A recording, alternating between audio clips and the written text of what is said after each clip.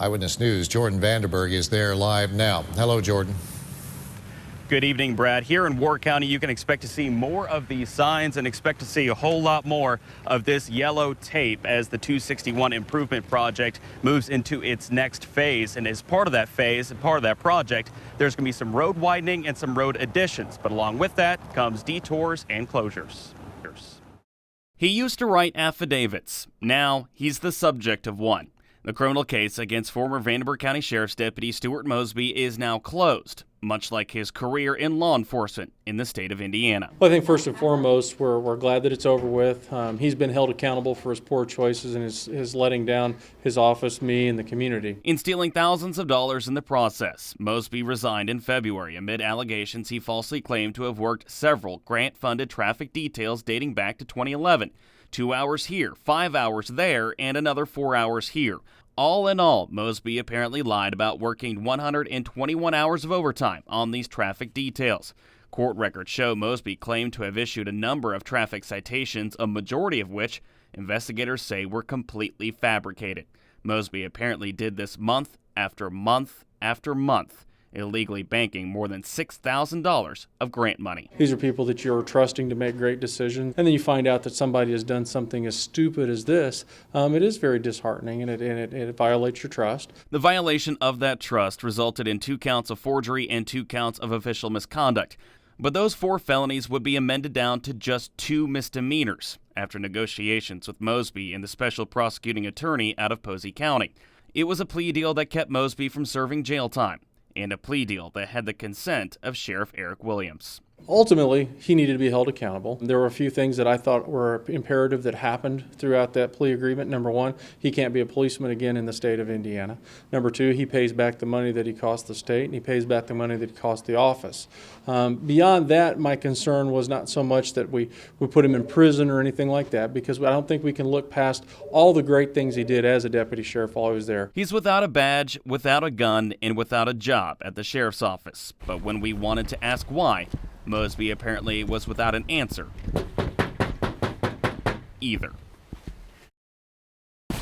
Guys, you gotta want to get better every day. High school football practice. Girls look mean, learn how to spit.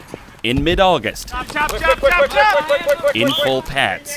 This is where boys become men. All right, ladies, you have a hurdle that's sitting right behind you. And McLean County's new head coach, Zach Wagner, is trying to learn their names. Good core group of guys. Of course, we're a little thin. We're a small 2A school.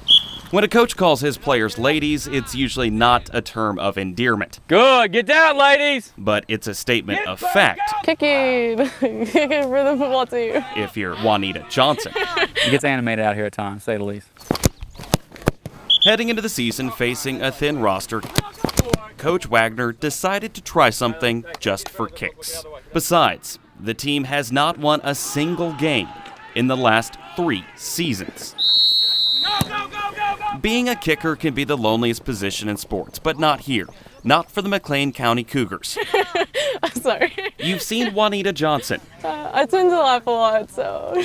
Now, meet Kirsten Ayer. I'm gonna be kicking field goals. Emily Burden, nicknamed Peanut. I like peanut M&Ms. And finally, there's Morgan Scott. They've been recently calling me Cashew. I don't know why. I mean, I guess because her nickname's Peanut.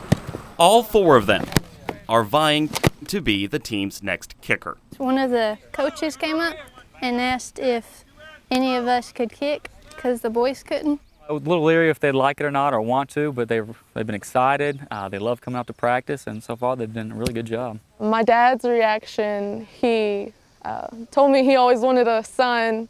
So he thought it was awesome that I was on the football team. Dad said go for it.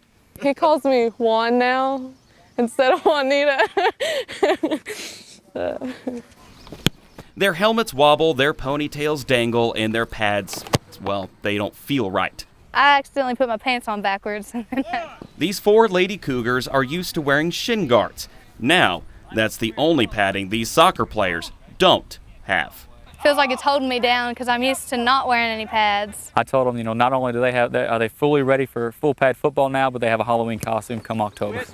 Head down, head down. Under the summer sun, surrounded by corn stalks, the McLean County practice field is where boys become men and girls become teammates. They're not girls, they're athletes.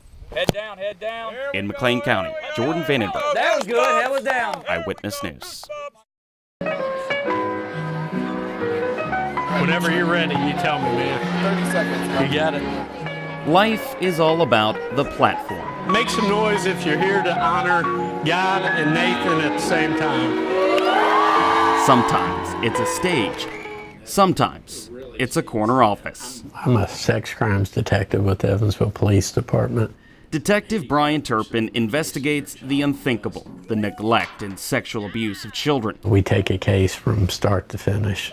The crimes are personal, and solving them takes him to the deepest and darkest places. I wouldn't still be in this job if I didn't have Christ. Much like a song, some cases can stay with you.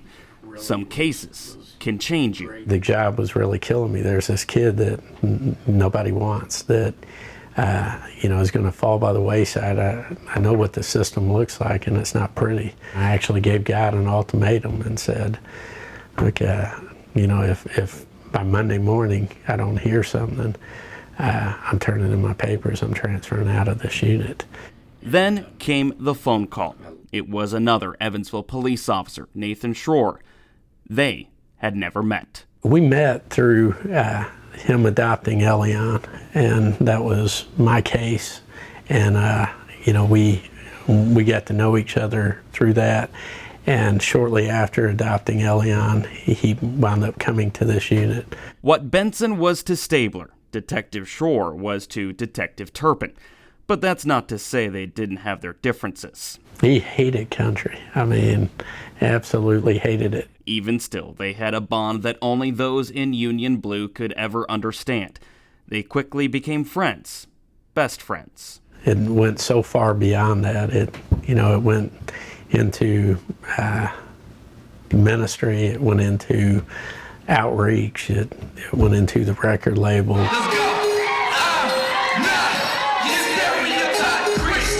The record label.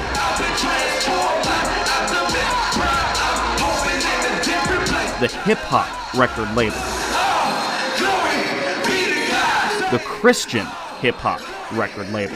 Nicosi Records provided a platform, a ministry, that used a familiar sound to reach those unfamiliar with its message. We signed our first artist this year up at the hospital when Nathan was sick, because I wanted him to be part of it. As Christians, rappers, I know it's already a stereotype, but he always believed that we should have just as much skill, if not even more skill, than anybody else. That's a lofty goal for today's hip-hop culture that often ranks status over substance. But Eric Tillman, better known as E2, don't let concerts or music be the only time that you come in contact with Jesus. Has a rhyme and reason to do it differently. We may listen to rappers or whatever the case may be, and they're talking about something that we can't even live. But listening to Christian rap music, we talk about real life stuff. Real life stuff, like sin, struggle, and a doctor's diagnosis. The leukemia that Nathan Schroer beat 9 years ago had returned. Evansville Police Department, Detective Nathan Schroer answered his final call. He fought the good fight and has been called home to guard our heavenly streets. Well done, our good and faithful servant. Well done. Hundreds came to the celebration of his life. But until that precious day, I'ma praise his name while I'm still here. Much like the music he loved. Thank you, Nathan, for truly walking the mission, for being the best example a man can set as a Christian. Schroer had an influence on those around him. Nathan, man, we miss you, but even more, we love you. More than I can explain. Every time I think I've gotten over the hump, I'm not even close. Whether it was his best friend. I miss him a lot. A lot. Or his grieving widow, Lindsay. He was my best friend, and I forget sometimes. I think I wait for him to come through the door, Some things are just so surreal still. Every day, I need to text them about this. I need to call them about this, and that's, that's going to take some time.